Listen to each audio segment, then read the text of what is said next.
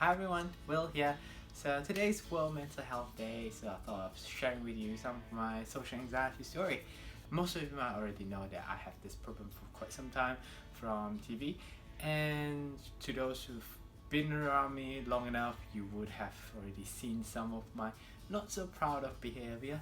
There are still people out there who thinks that I'm a fake, or I'm throwing that as social anxiety card just to get sympathy from others.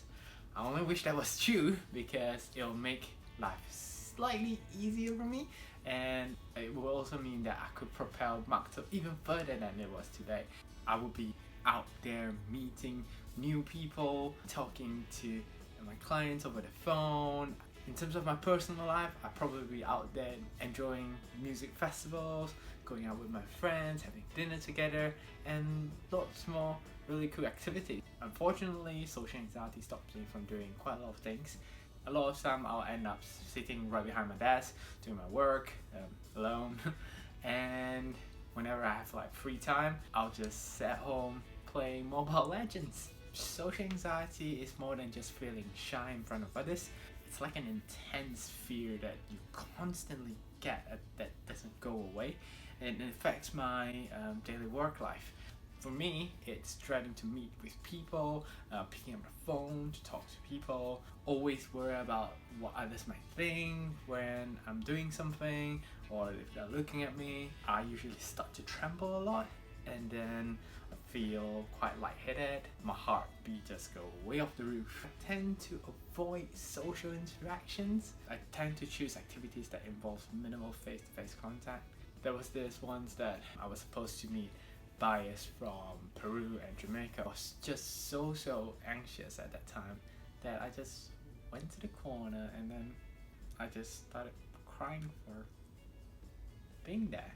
And it's quite embarrassing at times. Like, people will be thinking like, oh, why is this person crying over there? Is he like having a heartbreak or anything? But it's not. It's just social anxiety taking over. And for business events like networking events especially, I tend to be the person who is always at the corner, and sometimes I just rush to the toilet and stay in there just to avoid people in general. So how did I get the courage to be on Dragon's Den, which is aired to millions of people on TV? Well, I'm pretty lucky because I have a few tricks of my own. Number one is acknowledging that I have social anxiety, and with that it helps me to understand the condition better. I was able to find ways to cope with it. And next thing is visualization.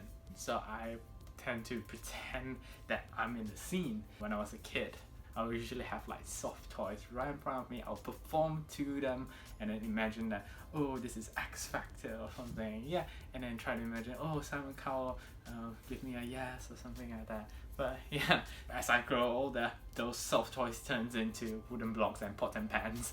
So that's how I practice. And third, I love music, so whenever I have an instrument in front of me, I always feel that I can hide behind the instrument. So it actually gives me that little bit of confidence that people are not actually looking at me, but they're looking at the instrument. So I know it doesn't make sense to a lot of you, but in my tiny little world, it does, and it helps.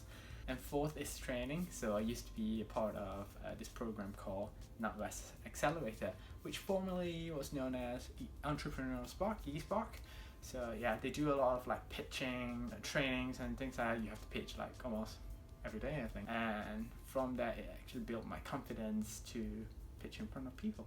Also, for you that don't know, I have a bachelor degree in psychology as well as a master's in music psychology. So a lot of the theories as well as strategies that I learned from my university, I was able to put some of those into practice. But although with all these coping strategies, social anxiety still triumphs at times. So I have my secret weapon, which is sugar. Before I perform, pitch, or even talk to customers a lot of the time, I would indulge myself in lots and lots of sugar. That sugar rush itself helps me to perform better, and my mind automatically turns anxiousness to excitement. Before I was due to pitch on Dragon's Den, I had almost half a tub of honey, like those big tub of honeys.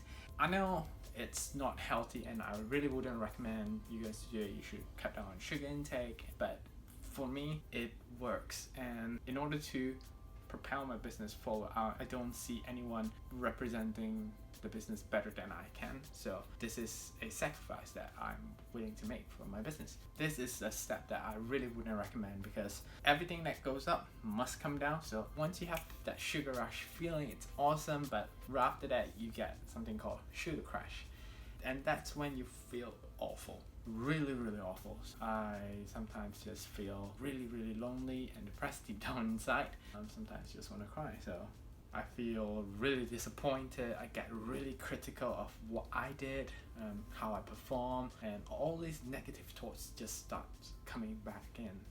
And you might be asking, is that one of the reasons why I cried on Dragon's Den? Probably, but it's also because what Sarah said at the end that really touched my heart. So I lost my granddad prior to filming, and I wasn't able to fly home to see him for the last time or attend his funeral, because being an entrepreneur, you're probably gonna be broke. And that was one of the reasons my parents didn't want me to go into business. They didn't want me to be an entrepreneur myself. I guess they knew that they couldn't support me financially and emotionally. Being so far away from the family, they're just afraid that I would just fall into the dark side of mental illness.